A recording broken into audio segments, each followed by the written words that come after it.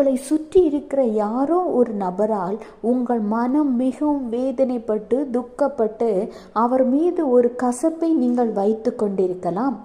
அதை குறித்து உங்கள் வாழ்க்கை துணையோடு கூட ஷேர் பண்ண முடியாத சூழ்நிலையில் நீங்கள் தவித்து கொண்டிருக்கலாம். இப்படிப்பட்ட கடினமான நேரங்களில் நம் மனபாரம் குறைவதற்கும் நாம் இந்த சூழ்நிலையிலிருந்து பாவத்திலிருந்து விடுதலையை நாம் பெற்றுக்கொள்வதற்கும் அதை யார்கிட்ட ஷேர் பண்ணுவோம்? ஆண்டவராகிய இயேசு கிறிஸ்துவிடம்தான்.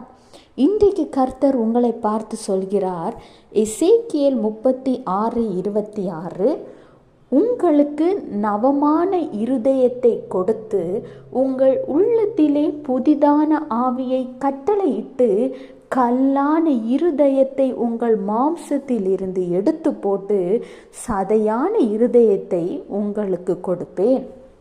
விசுவாசிக்கிறீங்களா? அதாவது